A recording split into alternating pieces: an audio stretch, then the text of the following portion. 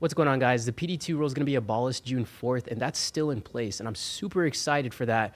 But I'm also a little bit nervous, and I want to go over a few things I think we should keep in mind, especially for some of the shorter-term trades that we might be putting on. If you're not familiar, the PDT rule is a pattern day trader rule that allows you to put 3 day trades in a rolling 5-day period on at one time, only if you have less than $25,000 in your account.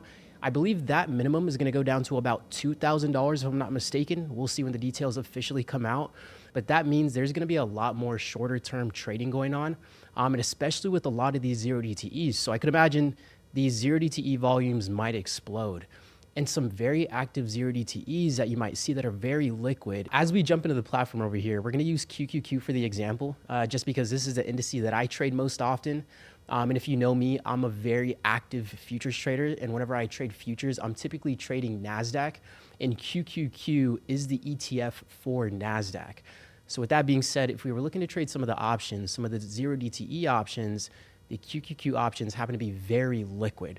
So you can choose SPY, you can choose QQQ. I like to use the indices, and it doesn't matter if you're trading a different individual underlying, like an Amazon or an airline company. It really doesn't matter. But the most volume is typically in these indice products.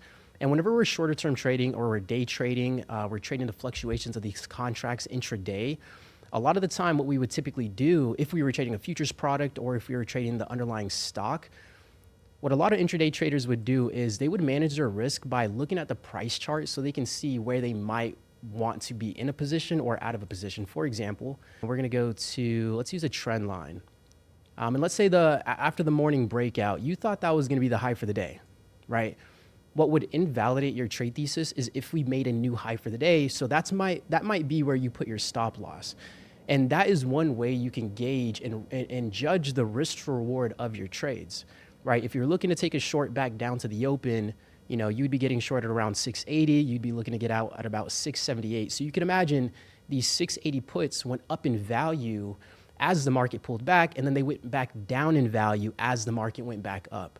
So that's how we would typically view and gauge if we wanted to be in a position or out of the position from a day trader's or a scalper's perspective.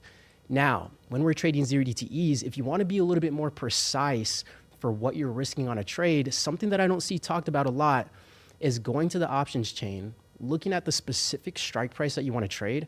Something for me, I would choose the at the monies just because that's going to be most sensitive to changes in the underlying stock price. And if I right click between this bid and the ask on the options chain for that specific strike price, I can go ahead and see the fluctuations of this option contracts itself throughout the entire day. So we can just see this morning, this at the money contract right now was trading at about $4.45. And now at this moment in time, it's trading at 84 cents. Right? So if you were to sell this call, you would be up a little bit money. And if you were to buy this call this morning, you would be down money. But if you're an intraday trader and you're managing your risk and the risk to reward, you might not have even been in this trade by the end of the day if you're not just bag holding and you're looking to trade a very specific setup.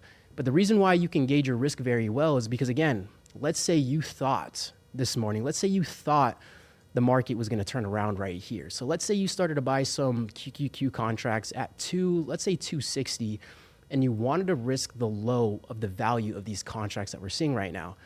That would be about, let's round up to 220. If we bought some at 260, we'd be risking $40 per contract, right? Because that's 40 cents per contract we would be taking. And let's give you a little bit closer visual. We'll do some trend lines. We'll go 260. Let's say that was your entry price, and let's say you think the top is in for the day. For whatever reason, it might not be, and nobody knows anything, right? But let's say you believe the top is in for the day. We would put our stop loss down here, right? Because if the market is making higher highs, these put contracts are going to go down in value. So these put contracts are going to have an inverse correlation to the overall market, right? So if we put our stop loss at around 220 and we bought a contract at 260, we're risking what?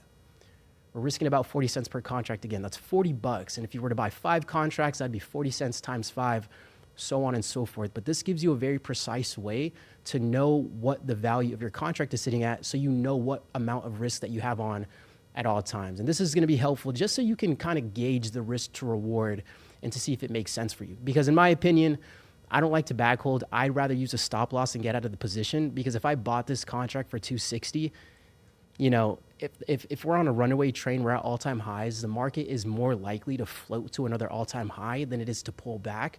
So this isn't a trade that I would personally want to be in. And if we can gauge the risk reward on our trade, we can get out a little bit sooner and manage that risk.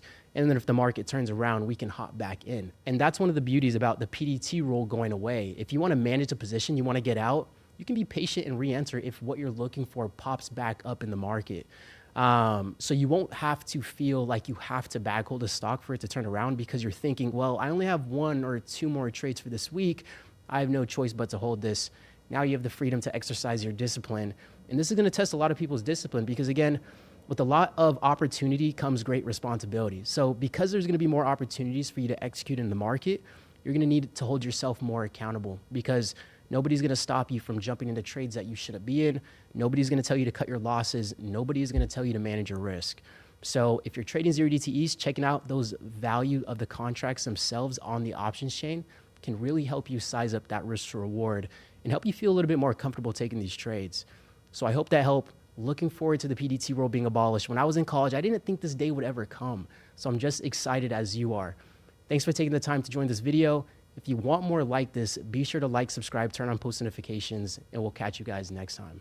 Peace.